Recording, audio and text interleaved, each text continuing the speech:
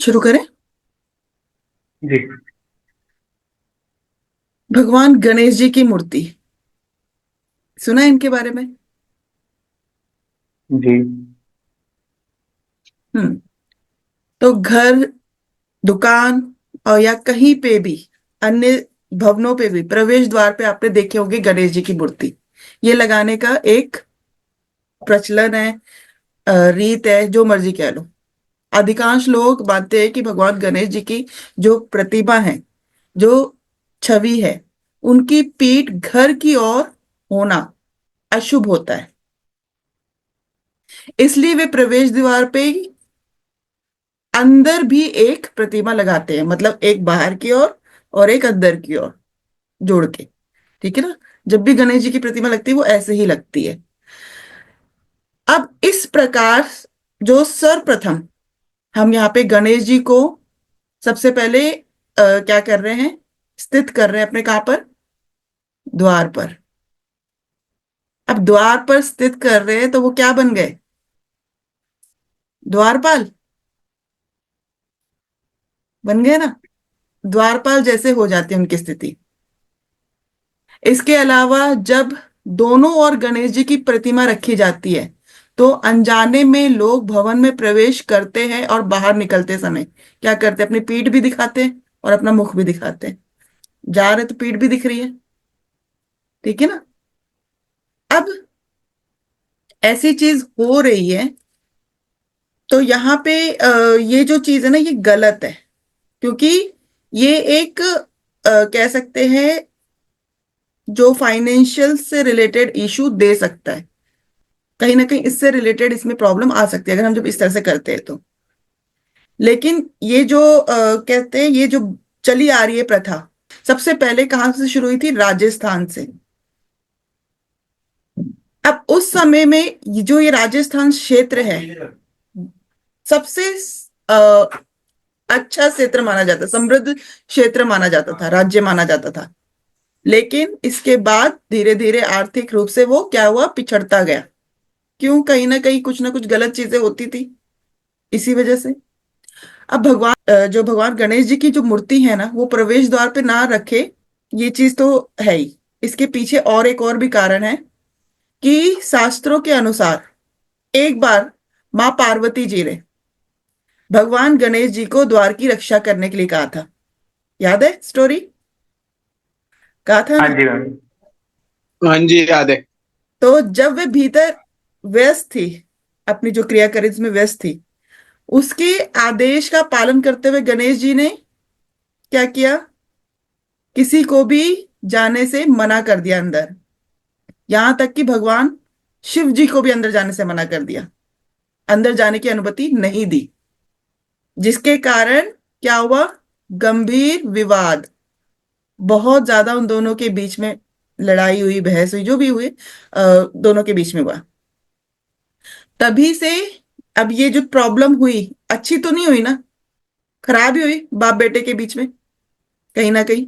तो यहां पर तभी से ये विश्वास बन गया कि भगवान गणेश जी को प्रवेश द्वार पर नहीं रखा जाना चाहिए, क्योंकि इससे खराब भी हो सकता है।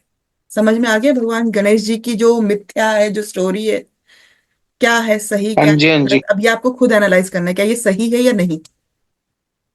हम्म। ठीक है ना? इसलिए आप खुद सोचो समझो और अपनी जो भी आप अपनी दे सकते हो, कुछ टिप्स वगैरह दे सकते हो तो बताओ, सही है कि गलत है, रखना चाहिए कि नहीं रखना चाहिए, बताइए। मुझे तो नहीं लगता मैम, नहीं रखना चाहिए। भगवान की जितनी मूर्तियां हैं वो सब मंदिर में होनी चाहिए, उसके अलावा हर जगह प्लेस नहीं होनी चाहिए, बाहर तो बिल्कुल भी नहीं। सागर जी आप क्या कहते हो? नहीं मैम, नहीं रखना चाहिए। पर पुराने जमाने से लोग रखते हैं। हम्म। पर ये डबल वाली बात मुझे नहीं पता थी, आगे भी लगाते हैं और पीछे भी लगाते हैं। हाँ, ये जरूरी है। क्योंकि कहा जाता है गणेश जी के पीठ के पीछे आ, विपत्ति रहती है, आर्थिक स्थिति रहती है, प्रॉब्लम होती है। तो जहां वो पीठ लगा के बैठे हैं उसके पीछे कहीं ना कहीं हानि ही है, नुकसान ही है। इसीलिए डबल लगाते हैं कि पीठ कहीं ना आए। अब बहुत से लोगों का मानना है कि उत्तर पूर्वी प्रवेश, नॉर्थ ईस्ट, जो बहुत ही अच्छा माना जाता है, और पश्चिम और दक्षिण, इस को छोड़ देते हैं, क्योंकि वहां पे कहा जाता है ये बहुत ही नेगेटिव है। ये कहा जाता है, अभी हम पहुंचे नहीं है उसमें कि है कि नहीं है, वो हम आगे समझेंगे, ठीक है ना। लेकिन एक इम्पॉर्टेंट बात यह है कि 80% से भी ज्यादा जो सफल व्यापारी होते हैं, व्यवसाय में जो होते हैं, राजनीति में जो होते हैं, उनके जो मुख्य द्वार होते हैं वो पश्चिम और दक्षिण ही होते हैं। तो यहाँ पे ये कहना कि दक्षिण पश्चिमी जो गेट है वो अशुभ है, ये जरूरी नहीं है, ये गलत धारणा है। बहुत से लोग कहेंगे आपको कि पश्चिम मुखी मकान अच्छा नहीं है, दक्षिण मुखी मकान अच्छा नहीं है, पर ऐसा नहीं होता, इसके पीछे भी लॉजिक होगा।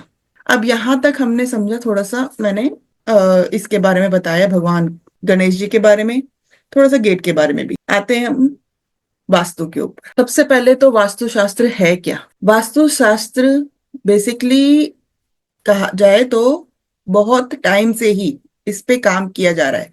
ये नहीं कि अभी अभी वास्तुशास्त्र बना है, नहीं, बहुत टाइम से ही इस पे वर्क किया जा रहा है। तो वास्तुशास्त्र में होता क्या है, ये काफी टाइम से ही ये पद्धति चली आ रही है। ऐसा नहीं है कि अभी का ही हो रहा है, अभी शुरुआत हुई है इसकी, नहीं। वास्तु मतलब रहने का स्थान, शास्त्र मतलब विज्ञान, मतलब जहां हम जिस स्थान पे रहते हैं उसको वैज्ञानिक नजरिए से देखना। अब कोई भी रिलेटेड जो रहने का स्थान है उसके बारे में अध्ययन करना, ये वास्तुशास्त्र है।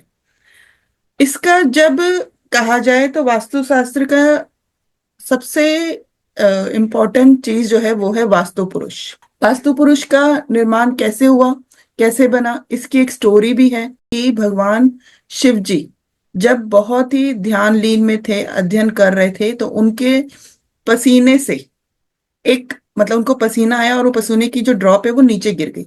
अब पसीने की जब ड्रॉप नीचे गिरी तो उससे वास्तु पुरुष इसका जन्म हुआ।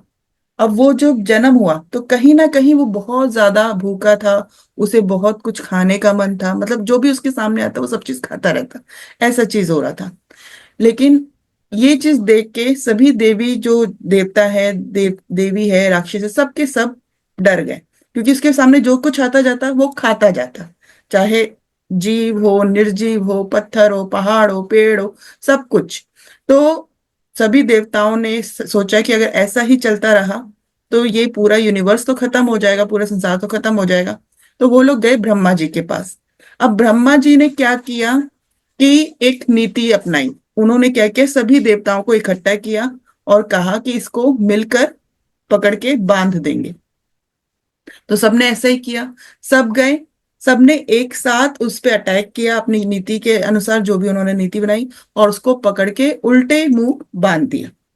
जब उसको उल्टे मुंह बांध दिया तो जहां जहां उसको बांधा, जिस जिस प्लेस पे उसको बांधा, वहां वहां उन देवताओं का वास हो गया। मतलब जहां से भी जिस देवता ने पकड़ा था वहां से उन देवताओं का वास हो गया। जैसे दक्षिण से यम ने पकड़ा तो यम का वास हो गया, ब्रह्म जो सेंटर पॉइंट है वहां से ब्रह्मा जी ने पकड़ा तो ब्रह्म का भी हो गया। नॉर्थ ईस्ट से शिव जी ने पकड़ा तो शिवा का भी हो गया वहीं पे। तो मतलब जो जो देवता थे जहां जहां से पकड़े था वहां वहां उनका वास हो गया। अब वास्तु पुरुष ने कहा कि ब्रह्मा जी से कि मुझे इस तरह से बांध दिया, मैं क्या खाऊंगा, क्या पीऊंगा, मैं कैसे रहूंगा, ये तो मेरे लिए बहुत ज्यादा मुश्किल होगी। तो ब्रह्मा जी ने कहा कि तुम बहुत ही शक्तिशाली हो, तुम बहुत ही तुम्हारे अंदर बहुत ज्यादा ऊर्जा है, तो उसे कंट्रोल करना बहुत ज्यादा जरूरी था, इसीलिए ये कहा है, इसीलिए ये सारी चीजें करी गई। तो उन्होंने कहा कि कोई बात नहीं, अब तुम वास्तु पुरुष हो, वास्तु मंडल हो। वो ये एक वास्तु मंडल का निर्माण हो जाता है जिसमें 45 देवतास अपनी अपनी पोजीशन के अकॉर्डिंगली बैठ जाते हैं। तो ब्रह्मा जी ने कहा कि तुम्हें अब जब भी कोई घर का निवास करेगा या फैक्ट्री बनाएगा या फिर मंदिर बनाएगा तो सबसे पहले तुम्हारी पूजा की जाएगी, और तुम्हें उसके अकॉर्डिंगली जो भी खाना है वो सारी चीजें मिलेगी। तो वो सारी चीजें उसको पूजा के अकॉर्डिंगली जब उसे दी जाएगी तो इससे वो खुश हो जाएगा, और जब वो खुश होगा तो हमें उसके जो है फल मिलेंगे। अब उसने कहा ठीक है, ओके, मैं सेटिस्फाइड हूं। बट यहाँ पे एक और चीज है कि ये भी कहा ब्रह्मा जी ने कि जो अगर तुम्हारी अच्छे से पूरी विधि पूर्वक पूजा करेगा और जिस जगह पे जो चीज बननी चाहिए वो चीज सही तरीके से बनेगी तो उसको उसका फल भी अच्छा मिलेगा। लेकिन वहीं अगर तुम किसी ने गलत चीजें गलत जगह पे डायरेक्शन पे बनाई या गलत जगह यूज कर ली तो वहां पे उसका फल भी नेगेटिव हो जाएगा, यानी कि उसको जो फल मिलेगा वो खराब मिलेगा। तो यहां से वास्तु पुरुष का जन्म हुआ। ठीक है, ये तो वास्तु पुरुष की कहानी थी जिससे वास्तुशास्त्र का आगे और शुरुआत हुई, वास्तुशास्त्र की शुरुआत हुई बेसिकली। तो अब यहाँ पे भवन का उद्देश्य, बेसिकली वास्तुशास्त्र क्या है? वास्तु के बारे में जानना, उसके बारे में समझना, क्या डायरेक्शन क्या देती है, क्या डायरेक्शन किस चीज के लिए अच्छी है, किस चीज के लिए खराब है, ये सारी चीजें वास्तुशास्त्र में आती है। भवन का उद्देश्य पहचानना कि उसकी योजना, मतलब जो भी भवन का उद्देश्य है उसकी योजना समझकर उसका डिजाइन बनाना, ये भी वास्तुशास्त्र में आता है। अगर स्क्रीन शेयर ना हो तो मुझे बता दीजिएगा प्लीज। अब यहाँ पर मनुष्य और जो वहां पे रहते हैं पर्यावरण, जो भी वातावरण है उसकी समझ को समझकर ही घर बनाया जाता है। अब देखो, अगर आप बाहर की कंट्रीज में देखोगे तो वहां का घर का जो स्ट्रक्चर है वो थोड़ा डिफरेंट होगा। बर्फ वाली जगह देखोगे तो वो थोड़ा सा डिफरेंट हो जाएगा, गर्मी वाली जगह देखोगे थोड़ा सा डिफरेंट होगा। तो ये सब वास्तुशास्त्र के अंदर आ जाता है। उसी के अनुसार आधुनिक समय जो अभी करंट टाइम चल रहा है उसके अकॉर्डिंगली कैसा चलना है, किस तरह से जो अभी करंट टाइम है वो कैसा है, उसके अकॉर्डिंगली भी घर का निर्माण होता है। मतलब पुराने टाइम में कैसे घर होते थे, जैसे जैसे दिन टाइम बदलते जाता है, जनरेशन बदलती है, उसके अकॉर्डिंगली घर का डिजाइन भी बदलता रहता है। तो ये चीजें चलती रहती है। और हमारे जो धर्म स्थान है, धर्म जो भी कहते हैं ना, हमारे विभिन्न धर्म स्थलों में अलग अलग ऊर्जा जो है वो सारी चीजें हम महसूस करके भी घर का निर्माण करते हैं या धर्म स्थान का निर्माण करते हैं। हम जब घर का या धर्म स्थान का जहां भी हम जो चीज भी बना रहे हैं, क्यों बना रहे हैं? क्योंकि हमें वहां पे पॉजिटिव वाइब्रेशन मिले, हमें शक्ति मिले, शांति मिले, हमारी आत्मिक जो खुशी है उससे हमें जुड़े रहें, इसीलिए हम घर का निर्माण करते हैं। इसी प्रकार हमारा घर, हमारे भवनों में जो कहते हैं ना पूरा जीवन, वो हम पे प्रभाव डालता है। यानी कि जो भी हम कर रहे हैं, जो भी हम घर बना रहे हैं, उसका प्रभाव हमारे जीवन पे जरूर रहता है। अब कई लोगों के साथ होता है जैसे कि सोने की दिशा अलग होती है, सोना किस डायरेक्शन पे चाहिए, पढ़ना किस डायरेक्शन पे चाहिए, खान पान किस दिशा में करनी चाहिए, ये चीजें सब इसके अंदर आ जाती है। मानसिक और शारीरिक स्वास्थ्य से ये चीजें प्रभावित भी करती है। मतलब हम लोग गलत डायरेक्शन पे सो रहे हैं, गलत डायरेक्शन पे बैठ के पढ़ रहे हैं, गलत डायरेक्शन पे बैठ के खाना खा रहे हैं, तो कहीं ना कहीं ये सारी चीजें हमारे शरीर पर भी प्रभाव डालती है। ये सारी चीजें हमारे ऊपर प्रभाव डालती है, लाइक कुकिंग इम्पैक्ट हो गया, स्लीपिंग हो गया, स्टडी हो गया, सब। अब स्लीपिंग बेसिकली क्या है? साउथ ईस्ट, अगर मैं कहूँ कि ईस्ट साउथ ईस्ट में कोई सोए तो यहाँ पे क्या होता है? सोने से चिंता हो सकती है, एंजाइटी हो सकती है ना। मैम मतलब एक शेयर करके सोने से या उस डायरेक्शन में? फेस मतलब सर हमारा ईस्ट साउथ ईस्ट की तरफ हो तो वहां पे कहीं ना कहीं एंजाइटी हो सकती है। अभी से फेस की मतलब सर की बात हो रही है, ठीक है। अब वेस्ट नॉर्थ में अगर सो रहा है तो डिप्रेशन की चांसेस हो गए। अब ये वैसे इस कमरे में भी प्रॉब्लम होगी, इस डायरेक्शन में भी प्रॉब्लम होगी। ये जब हम एक एक करके डायरेक्शन को समझेंगे ना तब मैं आपको बताऊंगी। अभी सिर्फ सिंपल तरीके से बता रही हूँ, ये चीजें सिर्फ इंट्रो है एक तरह से, मैं ये कहूंगी, ठीक है। तो प्रॉपर जो प्लेसमेंट होती है रूम की और ऑब्जेक्ट की, वो हमारा जो अगर बैलेंस होगा तो ही ठीक होगा। अगर कहीं ना कहीं अप एंड डाउन होगा तो वहां पे प्रॉब्लम होगी। अब नॉर्थ का ऑपोजिट क्या होता है? साउथ। साउथ। तो हम लोग क्या है, हमारा अगर 1 सेकेंड, हम एक जो डायरेक्शन चार्ट बनाते हैं, मैं यहीं पे कोशिश करती हूँ। ये दिख रहा है आपको? मुझे बताना एक बार, जी दिख रहा है? जी जी दिख रहा है। ठीक है। ये हमारा ऊपर जो हो गया नॉर्थ और नीचे हो जाता है हमारा साउथ, है ना, नॉर्थ एंड साउथ। अब अगर कोई पर्सन, मान लीजिए कोई भी पर्सन नॉर्थ की साइड सर करके सोता है तो वहां पे प्रॉब्लमेटिक है, कहीं ना कहीं सोने में दिक्कत होगी, पेट से रिलेटेड इश्यूज भी हो सकते हैं। लेकिन यही पर्सन साउथ की तरफ सोए तो ज्यादा अच्छा माना जाता है। क्यों? क्योंकि अगर मैं अपने आप को भी देख रही हूँ तो मेरा ये हेड नॉर्थ में आएगा, लाइक, ठीक है ना। तो नॉर्थ एंड नॉर्थ दोनों आपस में कनेक्ट हो रहे हैं, मैग्नेटिक इफेक्ट। आप अगर आप मैग्नेट को भी देखोगे, जब सेम पोल है अगर वो मिलाते हैं तो क्या होता है, एक दूसरे से अलग होते हैं, मिक्स नहीं होते। आपने मैग्नेट को देखा होगा ना, जब दो मैग्नेट को सेम डायरेक्शन की तरफ मिलाते हैं तो कहीं ना कहीं वो अलग होते हैं, देखा है कभी? जी जी, देखा। ठीक है ना? तो वही है, हमें हमेशा ऑपोजिट डायरेक्शन पे सोना होता है, यानी कि नॉर्थ है तो हमें साउथ की तरफ ही सर करके सोना होता है, ये अच्छा माना जाता है। अब इसको आगे और समझेंगे बाद में, अभी जब स्लीपिंग उस पे आएंगे, हर एक जोन की बात करेंगे तो उसमें आएगा डिटेलिंग में ये। अब आता है, मतलब सर नॉर्थ है। हाँ बोलो। सर नॉर्थ है हमारा। हाँ नॉर्थ हेड इज नॉर्थ। है, नॉर्थ है। नॉर्थ पोल बोलते हैं सर को। हाँ ओके। ठीक है ना, क्योंकि कभी भी आप देखो डायरेक्शन अगर बना रहे हो तो आप ऐसे करके ऐसे बनेगा ना, हमारा भी तो ये चीज ऐसे ही होगी। जब आप में आओगे डायरेक्शनल वाले चार्ट में, तो साउथ यम की डायरेक्शन हो गई, नॉर्थ ईशान कोण हो गया, नॉर्थ ईस्ट। ठीक है, तो ये सारी चीजें बाद में आएगी, अभी सिर्फ थोड़ा सा बेसिक नॉलेज है उसके बारे में समझना है। अब वास्तुशास्त्र क्या है? बेसिकली ये बहुत ही पुरानी पद्धति है, अभी की नहीं है, पहली बात तो ये क्लियर है। ठीक है, बहुत सी किताबों में, ग्रंथों में इसके बारे में लिखा भी हुआ है। ये ग्रंथ बताते हैं कि भवनों का निर्माण कैसे करना है। अब वास्तु का लाभ क्या होता है? वास्तु करने से हमें लाभ क्या मिलेगा? सबसे पहले तो हमारा जो हार्मोन है, चाहे मेंटली हो चाहे फिजिकली हो, वो बैलेंस होगा, जीवन संतुलन होगा। ठीक है ना, अच्छे स्वास्थ्य और मानसिक शांति हमें मिलेगी। पैसों से रिलेटेड अगर कोई इशू है या कुछ भी फाइनेंशियली प्रॉब्लम है, वो हमारी सॉर्ट आउट होगी, और साथ ही साथ हमें सफलता भी मिलती है अगर हमारा वास्तु अच्छा है तो।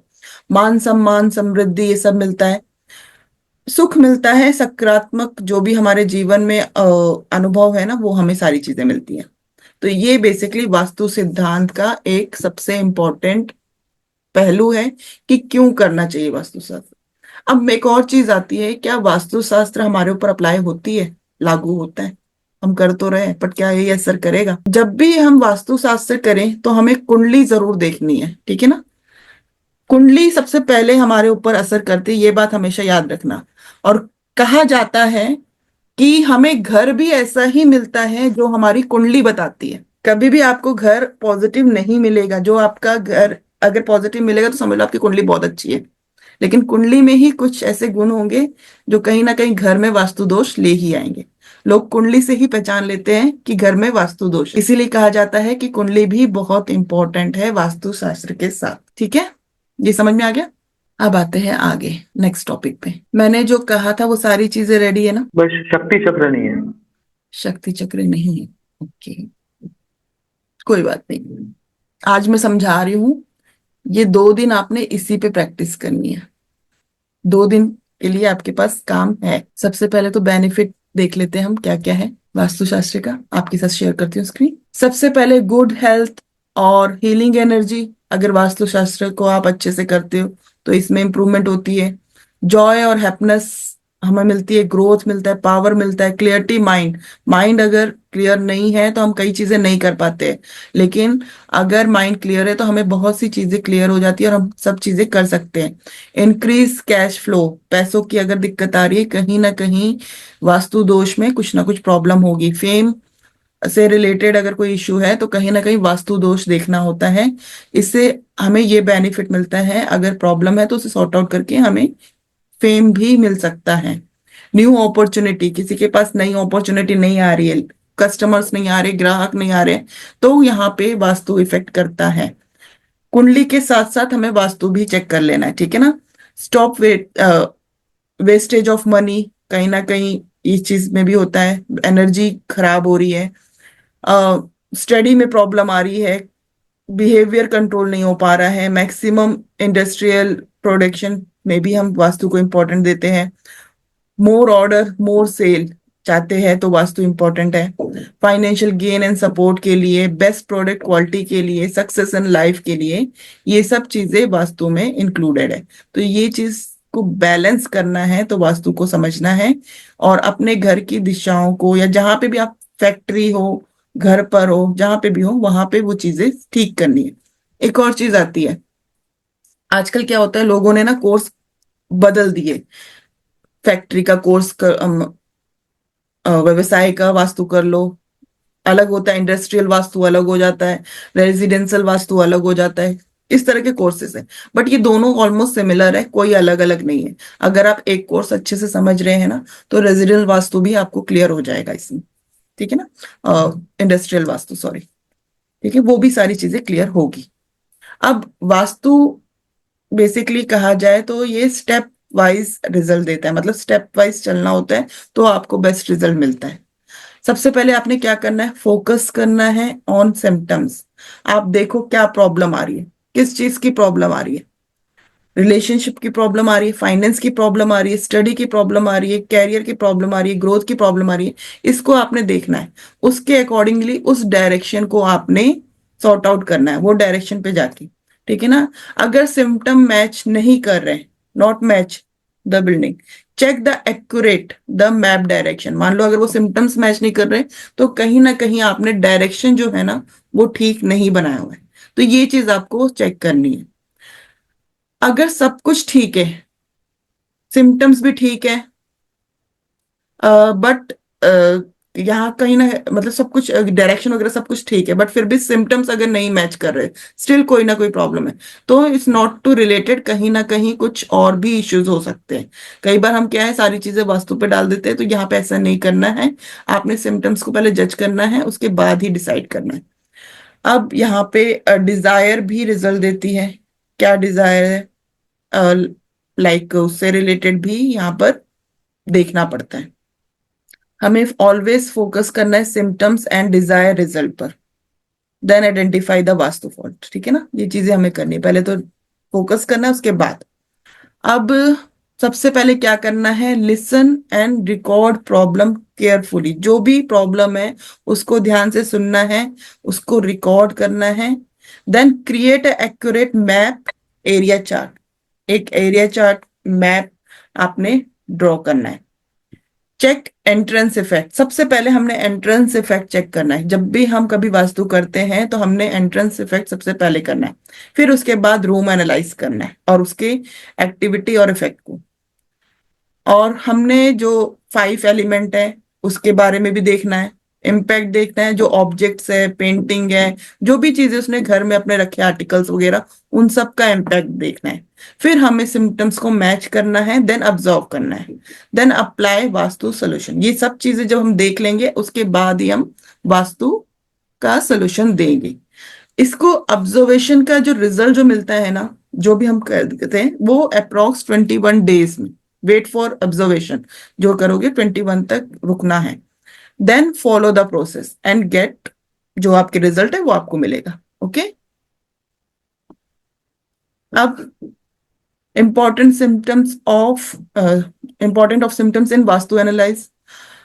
Symptoms effect the real issue faced by the occupants, मतलब जो भी है सिम्टम्स वो रिफ्लेक्ट करेगा, जो रियल इश्यूज है वो उस बताएगा कि क्या प्रॉब्लम है, क्या चीज है, क्या चीज है, ये सारी चीजें।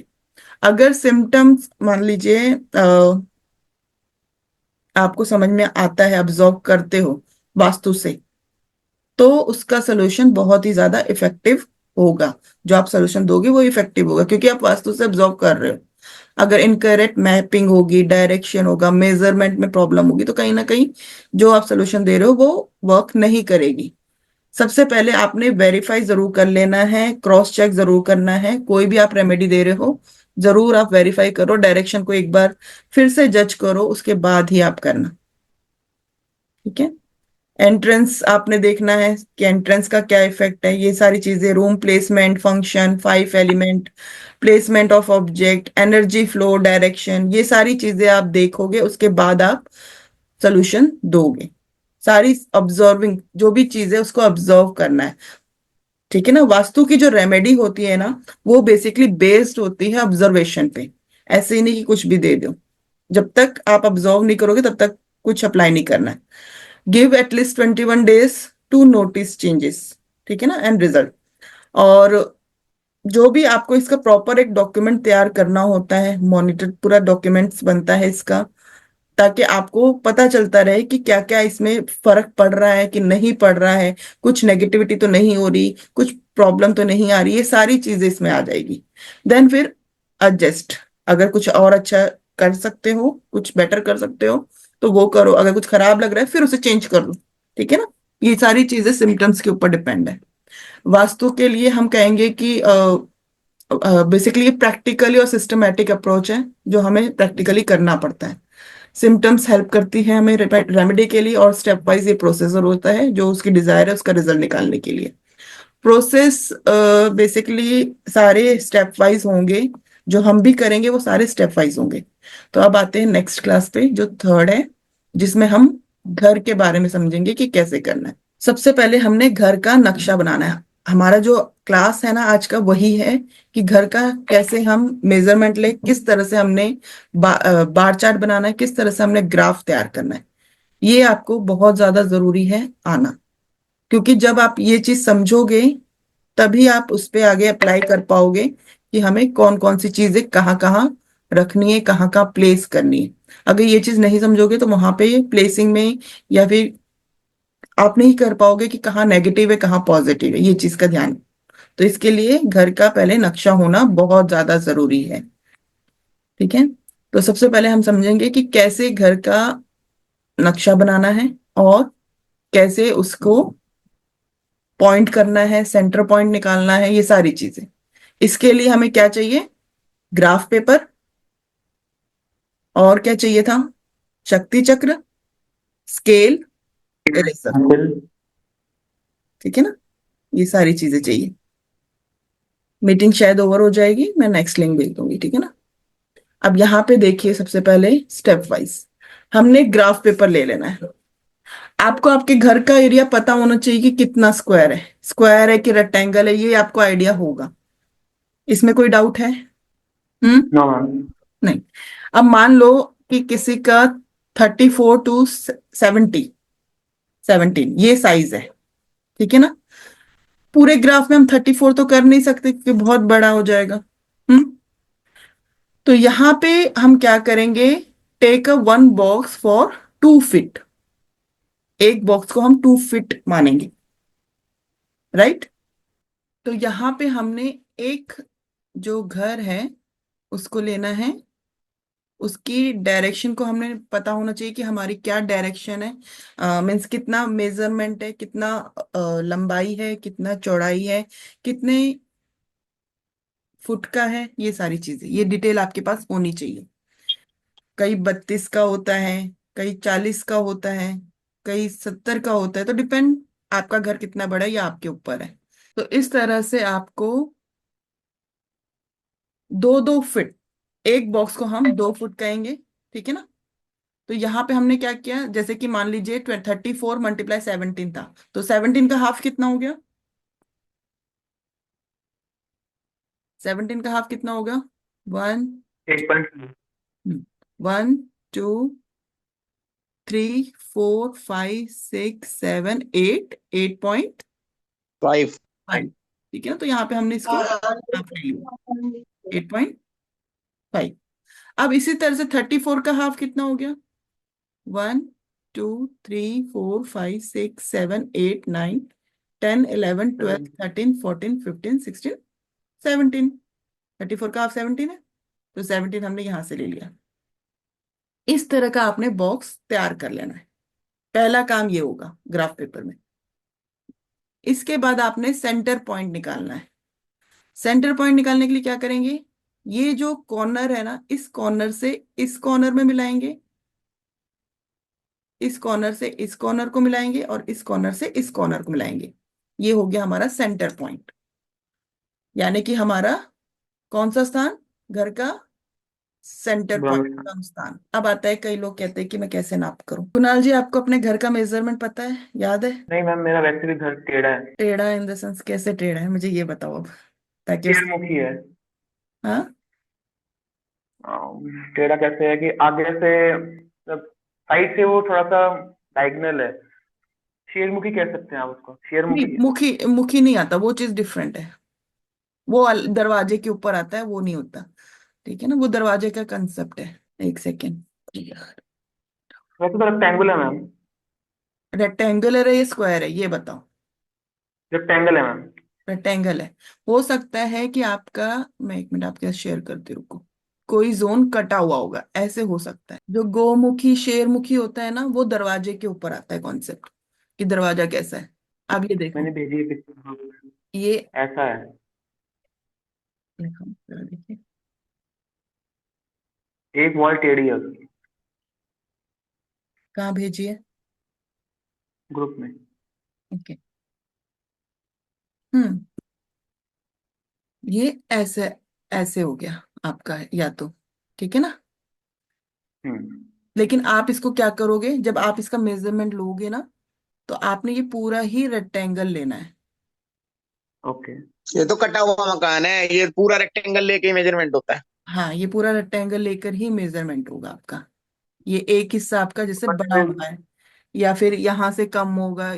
आपके अगर कहूँ एक साइड का बड़ा हुआ है, जहां तक मुझे लग रहा है, एक हाँ साइड जी, ठीक हाँ है, जी मैम। का बड़ा हुआ है।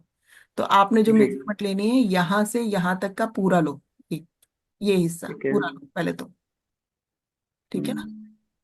ये हिस्सा पूरा, पहले यहाँ का ले लो, फिर यहाँ का लोगे, फिर यहाँ का, ये। जब आप ये ले रेक्टेंगल लोगे बना ना, दे। तो अल्टीमेटली रेक्टेंगल तो बन ही गया। फिर यहाँ से जो है वो ये ठीक है। वाला हिस्सा हो जाएगा आपका, ऐसे, ठीक है ना। जी। अब क्या होता है, कई लोग क्या करते हैं वास्तु में, लोग अपना जो चल के है ना, बाय फुट से भी मेजरमेंट ले हम्म। लेते हैं। मीन्स यहाँ से स्टेप चल के गए यहाँ तक, देन यहाँ से स्टेप चल के गए यहाँ तक, उससे भी आइडिया लगा लेते हैं सेंटर पॉइंट का, ओके।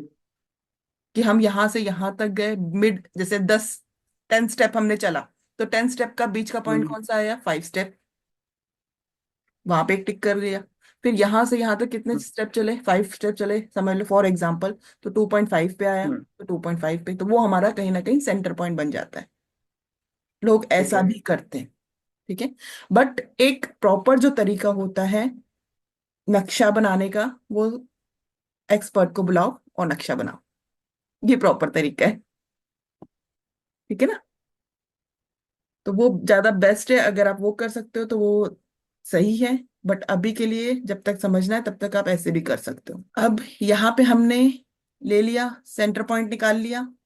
सेंटर पॉइंट निकालने के बाद हमें अब निकालना है डिग्री। तो डिग्री निकालने के लिए हमने क्या करना है, कंपास ले लेना है। यहाँ पे हमें कंपास की जरूरत पड़ेगी। हमारे घर में जो सबसे सीधी दीवार है, चाहे मेरे पीछे ये वाली दीवार है, ये मेरी, अगर मैं कहूँ तो बिल्कुल सीधी दीवार है, अगर ये बीच में पार्टीशन ना हो तो एक सीधी दीवार यही है घर की। हम्म। या फिर उस साइड वाली सीधी होगी, क्योंकि बीच में तो क्या हो गया, किचन हो गया, सब कुछ चीजें हो गई, तो पार्टीशन होते जा रहे हैं। बट जो सीधी दीवार है, जो आउटर सीधी दीवार है, उसको हम लेंगे,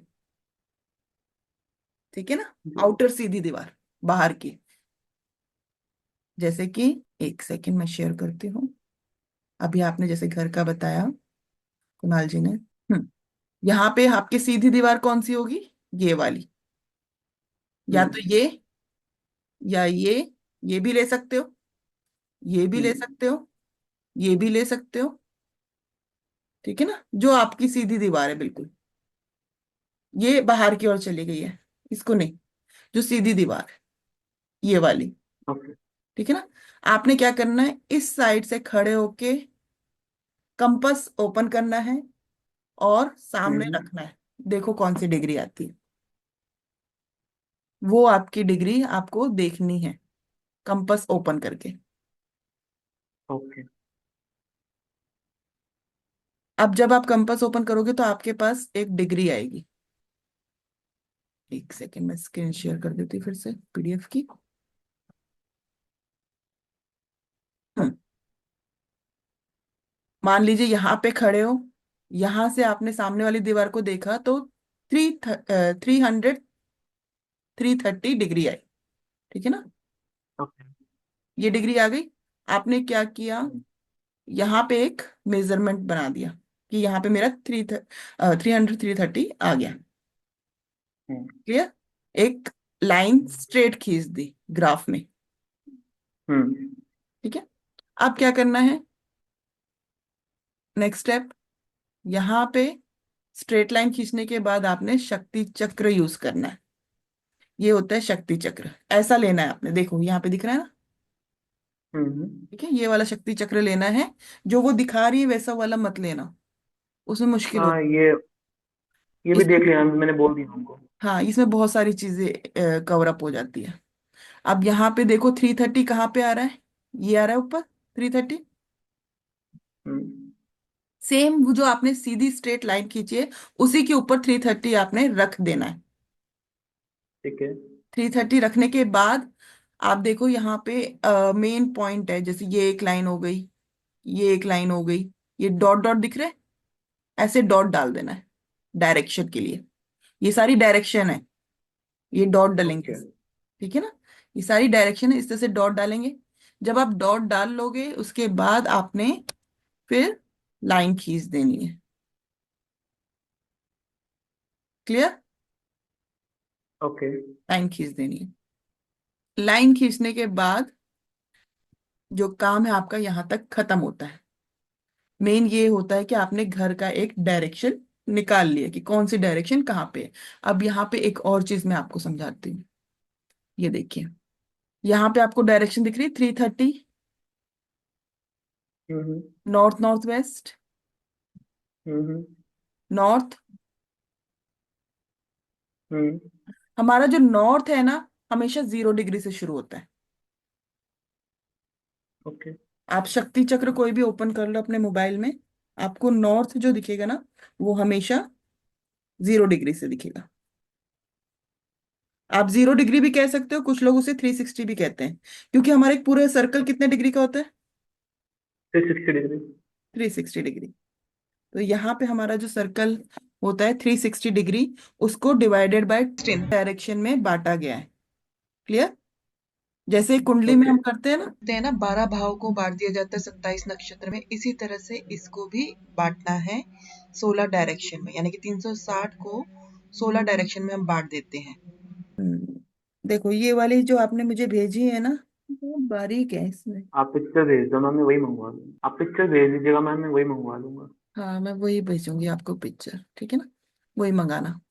अब यहाँ पे देखो 0 है, 0 के सामने क्या होता है, सामने एकदम 180 डिग्री, यानी कि जो आपका नॉर्थ है बिल्कुल उसके सामने क्या होगा, 180। 180। मैं एक मिनट निकालती हूँ रुको। ये देखो अब ये क्लियर आ रही है ना, हम्म। इस तरह से क्लियर हो। अब यहाँ पे देखो नॉर्थ कहाँ पे आ रहा है, ये रहा, बिल्कुल यहाँ हम्म। पे 0 डिग्री है, यहाँ पे 180 डिग्री। हम्म। नॉर्थ और साउथ, ईस्ट और वेस्ट, यहाँ पे ईस्ट में 90 डिग्री आ गया, east 90 degree, and south, sorry west 180। 70 degree, 270। 270। ठीक है ना। हम्म। तो सेम इसको डिग्री में डिवाइडेड कर दिया गया है। आप देखो यहां से यहां तक नॉर्थ है, फिर 10 से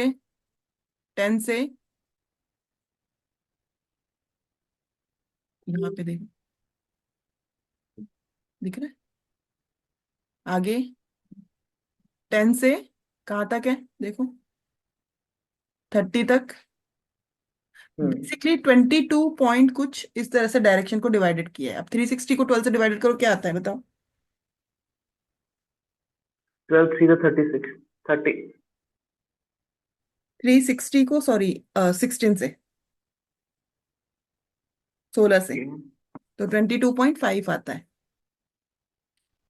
मतलब एक जो डायरेक्शन है ना, वो ट्वेंटी टू हम्म। पॉइंट फाइव जगह लेके बैठी हुई है अपनी। ठीक ठीक है है। ना। तो इस तरह से ये हम्म। सारी डायरेक्शन 22.5 में अपने आप को जगह दिया हुआ है। जैसे कि नॉर्थ हो गया, नॉर्थ नॉर्थ ईस्ट हो गया, नॉर्थ ईस्ट हो गया, ईस्ट नॉर्थ ईस्ट हो गया, ईस्ट हो गया, ईस्ट साउथ ईस्ट हो गया, साउथ ईस्ट हो गया, साउथ साउथ ईस्ट हो गया, साउथ हो गया, साउथ साउथ वेस्ट हो गया, south west west, WSW, W, WNW, north west. इस तरह से सारी अपने आप को अपने पोजीशन पे जगह दी हुई है, 22.5 डिग्री के अकॉर्डिंगली अपने आप को बांटा हुआ है। क्लियर? जी। अब यहाँ पे हमने इस चीज को ही समझना है बेसिकली कि हर डायरेक्शन में क्या मीनिंग है और क्या उसका मतलब बैठेगा। लेकिन उससे पहले आपको ये जो मैंने होमवर्क दिया ये करना है, घर का आपको नक्शा तैयार करना है। कर लोगे? हाँ जी मैम। इसमें कोई डाउट है? जैसा आपने बनाया था ड्राफ्ट में अभी वैसे ही हाँ बनाओ। बस ऐसे ही बनाना है और कुछ नहीं करना। आउटर नक्शा बनाना है मैम कि अंदर का भी बनाना है? Outer, outer, only outer. अंदर का कुछ नहीं ठीक है। बनाना। ठीक है ना? अभी अंदर का कुछ नहीं बनाएंगे हम, सिर्फ आउटर पे बात करेंगे। ठीक है। इसके बाद जो हमारा नेक्स्ट स्टेप है वो है ग्राफ, वो है बार चार्ट। मैं आपको एक बार चार्ट का वो भेजूंगी, सॉफ्टवेयर, एक्सेल सॉफ्टवेयर है जिसमें तो हम सिर्फ लेंथ और ये ब्रेथ वगैरह डाल के ही प्रॉपर निकाल लेते हैं। तो वो मैं आपको भेज दूंगी, उसकी कोई प्रॉब्लम नहीं, लेकिन सीखना जरूरी है। सॉफ्टवेयर से काम नहीं होता, पता होना चाहिए कि क्या चीज है। तो वो हम आगे नेक्स्ट क्लास में करेंगे। ठीक है। आज के लिए तो अब इतना ही हम स्टॉप करते हैं, यहीं तक आपने करना है। बस एक पहले ठीक है। शक्ति चक्र जरूर मंगा लीजिए। इससे रिलेटेड कोई भी डाउट है तो आप पूछ लो। वो बताया ना सेंटर पॉइंट। हम्म। मान के जैसे मेरा उसमें घर है, हम्म। उसका मुझे सेंटर पॉइंट निकालना है, तो आपने कहा जो एक्स्ट्रा बाहर निकला हुआ कोना है हम्म। उसको इंक्लूड करना है। जो उसको, एक्स्ट्रा पार्ट है उसको भी इंक्लूड करना हाँ है। अब इसको थोड़ा सा ले लो आप। बल्कि आप क्या करोगे, एक्स्ट्रा पार्ट को लेकर ही आप उसको रेक्टेंगल कर दोगे। जैसे कि ये आपका एक्स्ट्रा पार्ट है। ठीक है ना? अभी के लिए आप सिर्फ इतना करो, ये जो है इसको सीधा ले लो, ऐसे। ओके। ठीक है ना? ये सीधा ले लो अभी के लिए। सिर्फ मैं अभी के लिए कहूंगी, बाद में इसको हम करेंगे क्योंकि ये हमारा कट जोन में जा रहा है, कट हो रहा है एरिया। अभी हम्म। कौन सा कट हो रहा है ये तो जब डायरेक्शन डिवाइडेड करोगे उसके बाद पता चलेगा कौन सा हम्म। कट हो रहा है आपके अकॉर्डिंगली। नॉर्थ हो रहा है, साउथ हो रहा है, वेस्ट हो रहा है। अब हम्म। ये देखना पड़ेगा।